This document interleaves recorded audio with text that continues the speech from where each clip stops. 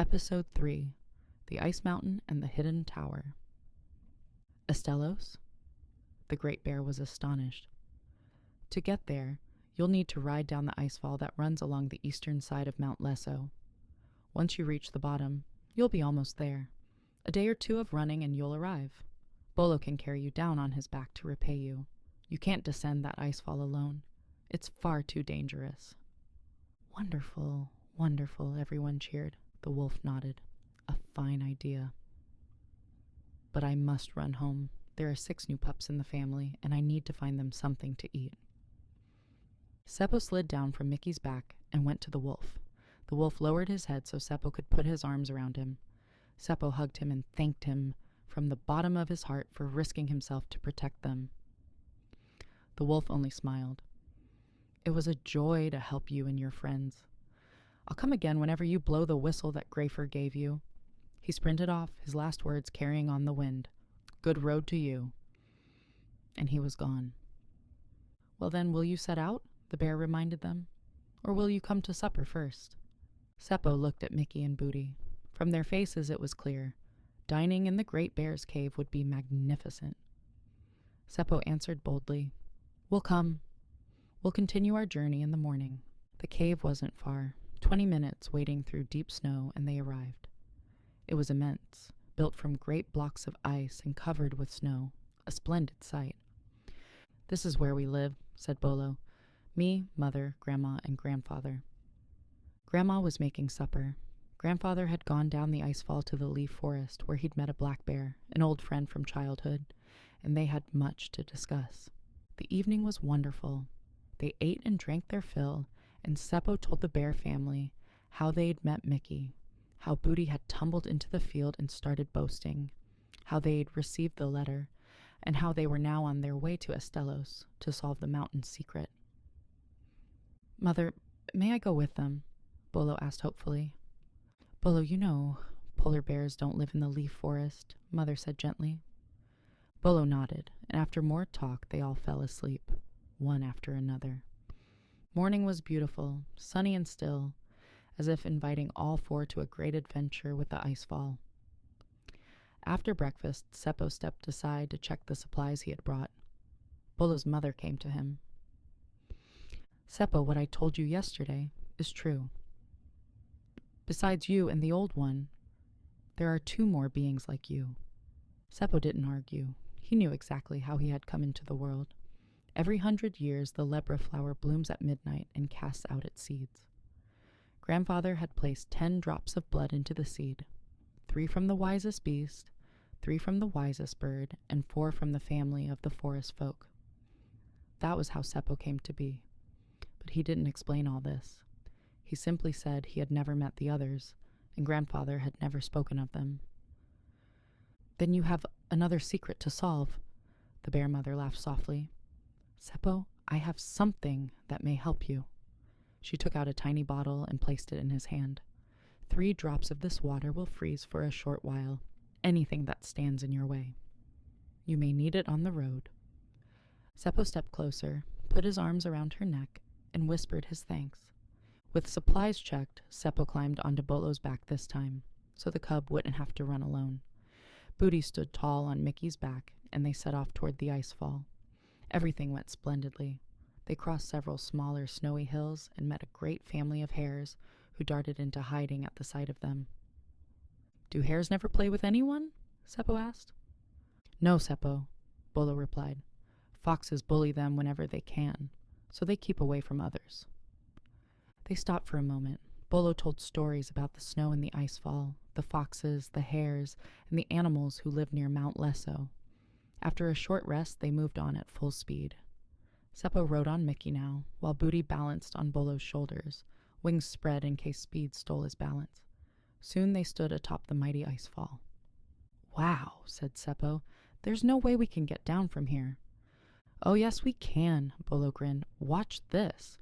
He lay on his belly and slid a few meters downward, then dug his great claws into the ice, turned, and climbed back up. See? Nothing to fear. That was brilliant. Mikki clapped his paws. Let's go. Bolo belly flopped again. Seppo settled on his back. Mikki followed, then Boody. Off we go. Bolo scraped forward with his forepaws until gravity took them.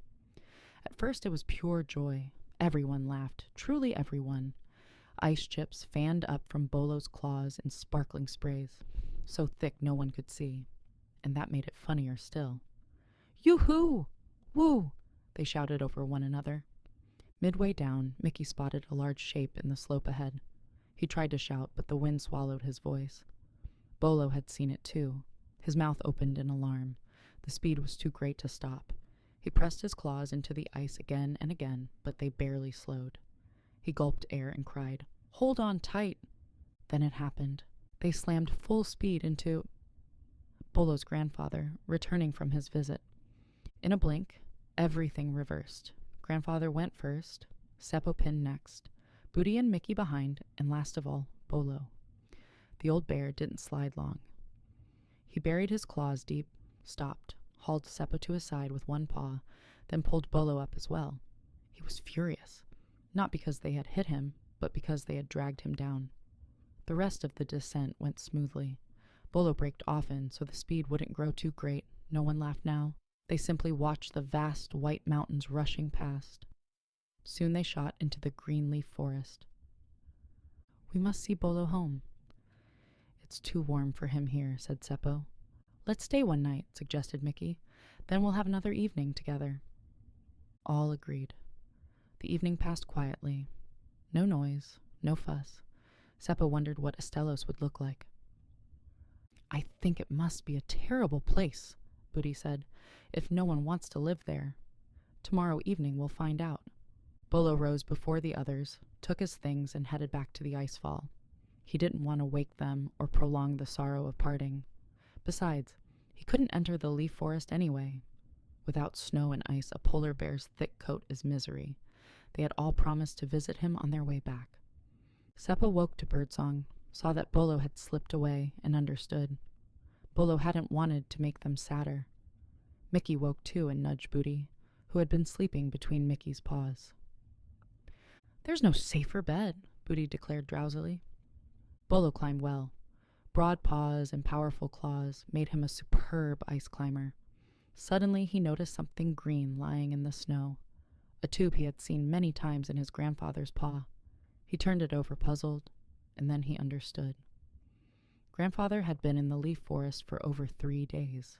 How had his fur borne so much warm sun? The answer was here. The tube must have fallen from Grandfather's pocket when they crashed into him, and that glossy shimmer in his fur, too bright to be natural. Bolo wasted no time. He slid down the ice again and sprinted to where they had camped, but Seppo, Mikki, and Boody had already set out. After breakfast, Boody soared into the sky to fix their direction. Enormous mountains filled his view.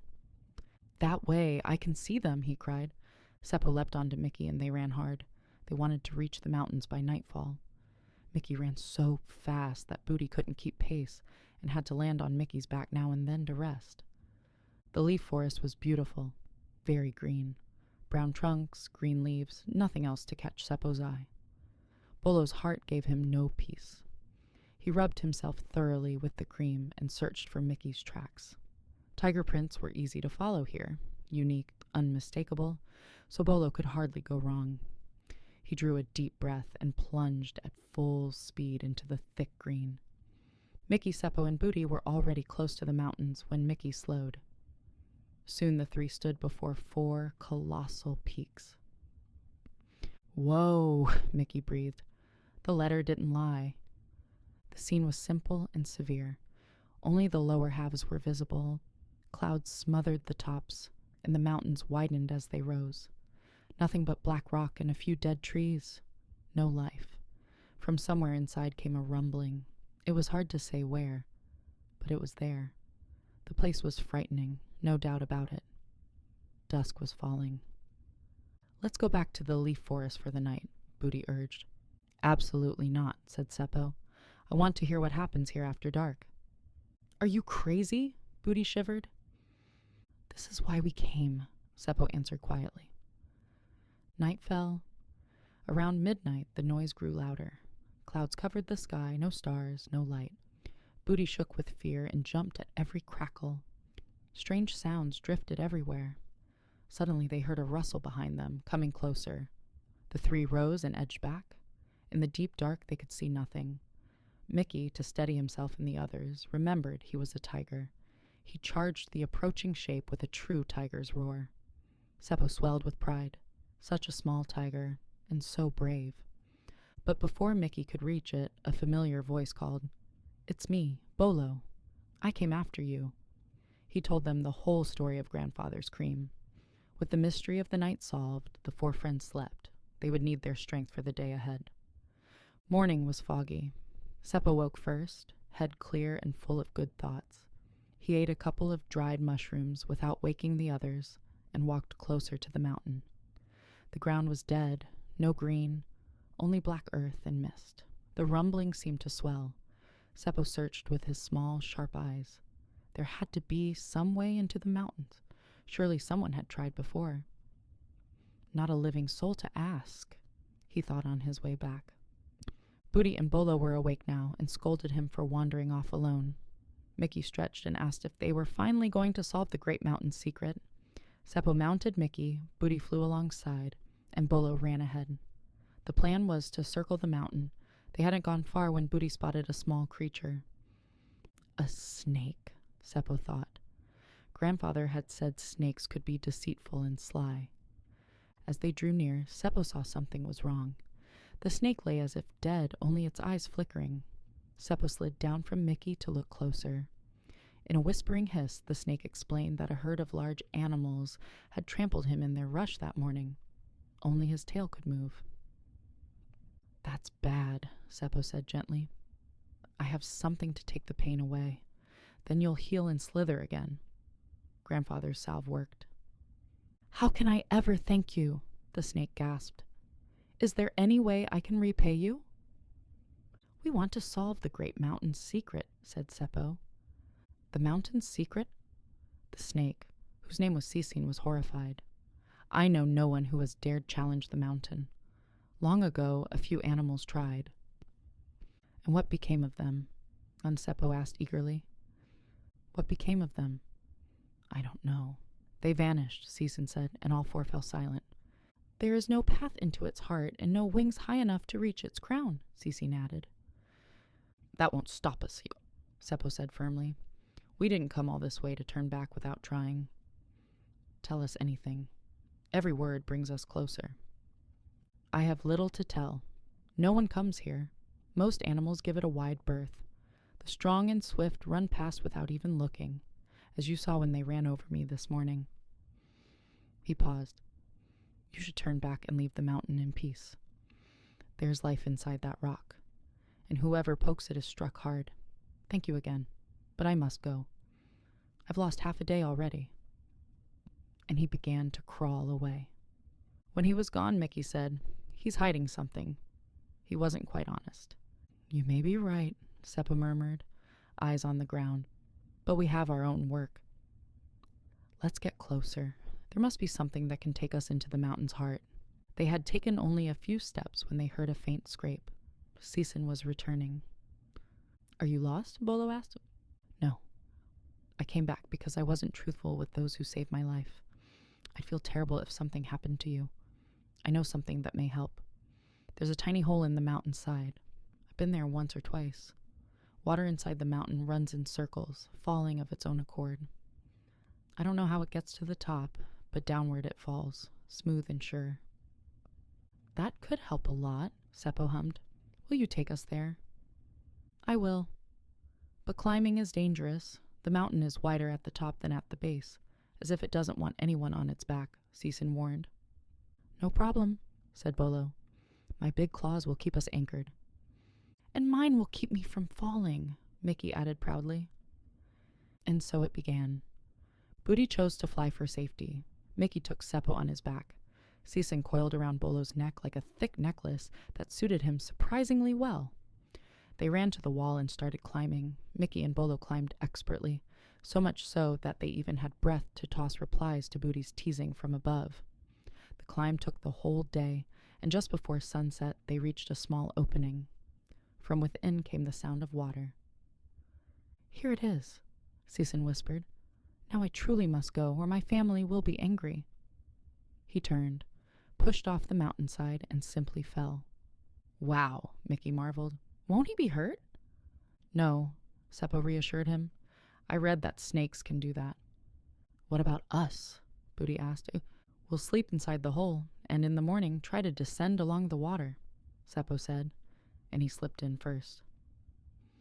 The space within was larger than he had expected. Mikki squeezed in next, then Bolo. Boody entered last, asking if everyone was all right. Seppo only laughed.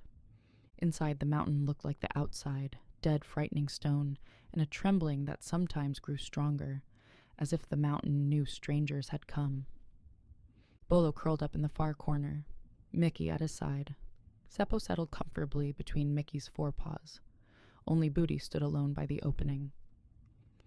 Come on, then, Bolo teased. Climb in with me, or you'll die of fright. Boody accepted at once and nestled between the bear's paws. Morning was calm. They rose, ate a little, and went toward the sound of water. The mountain was beautiful from within.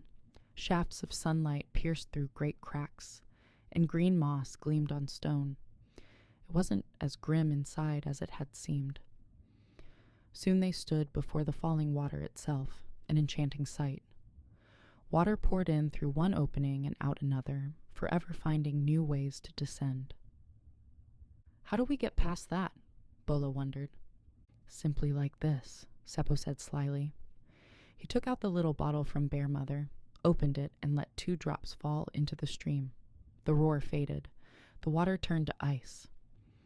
We don't have long! Down the ice fall quickly! Cried Seppo. Bolo threw himself flat on the ice, gathered the others onto his back, and they slid. It was great fun. Into one mouth of stone and out another, again and again. Suddenly, Boody heard a deep rumble.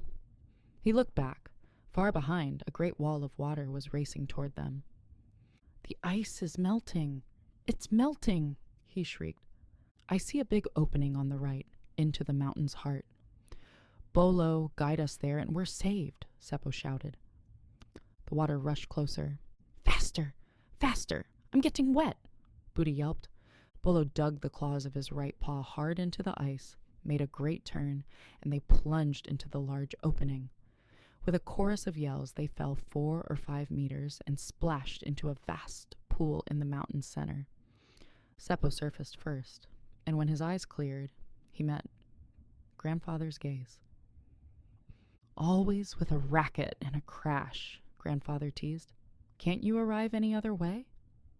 Seppo, astonished, tried to explain, but Grandfather put a finger to his lips. Psst!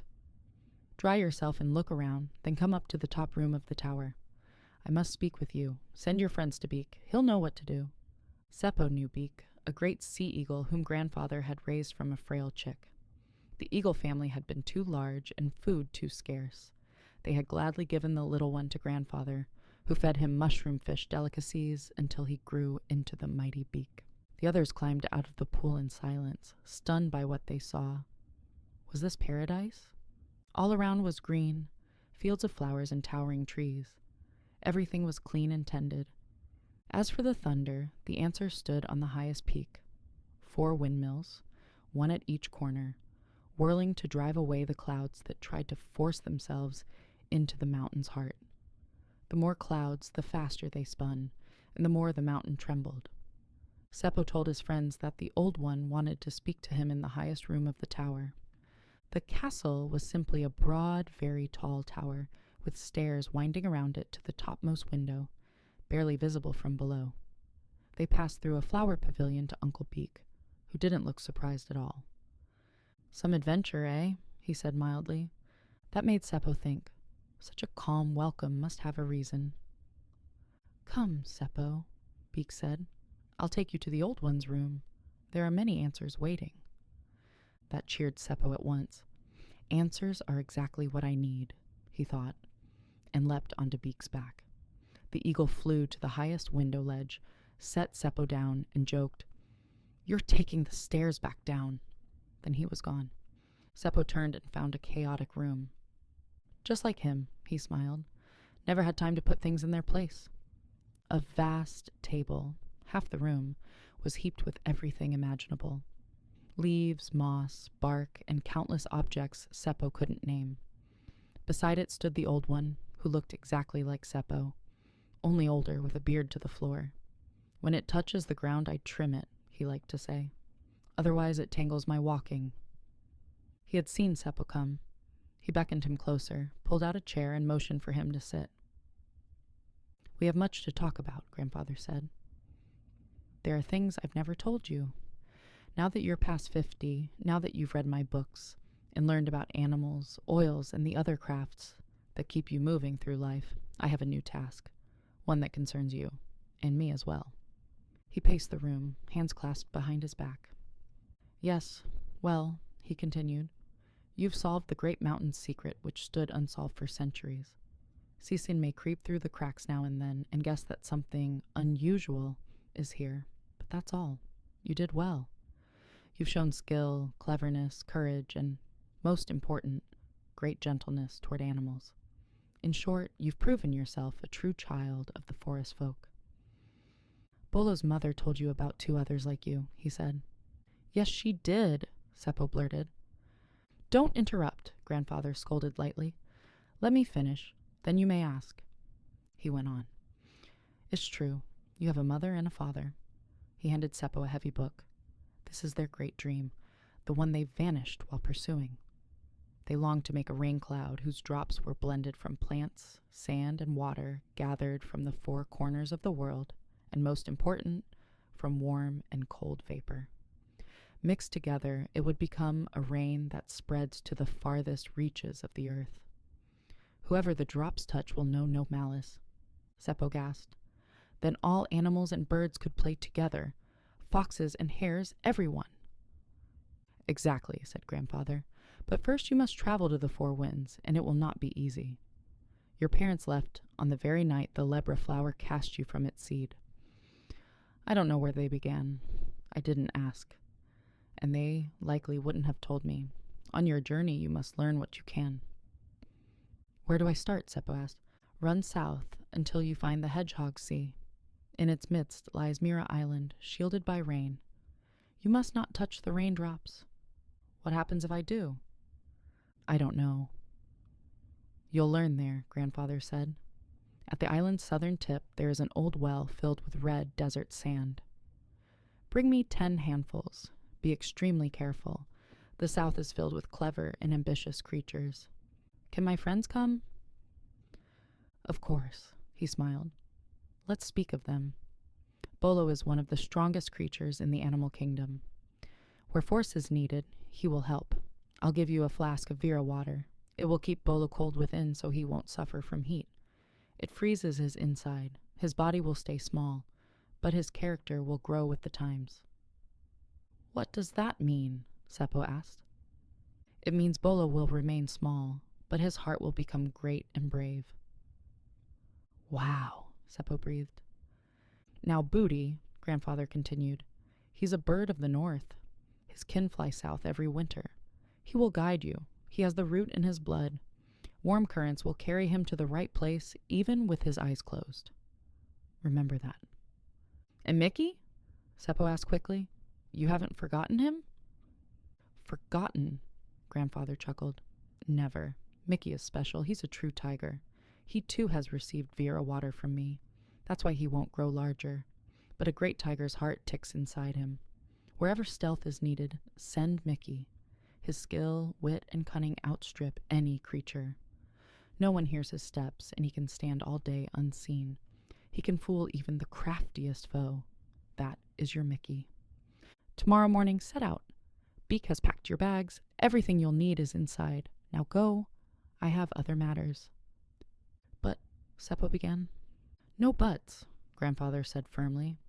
"That is all you need for the southern journey." "And after that, what comes next?" Seppo tried one last question. "The north," said the old one. "The north comes next." And he passed through a small door into the next room.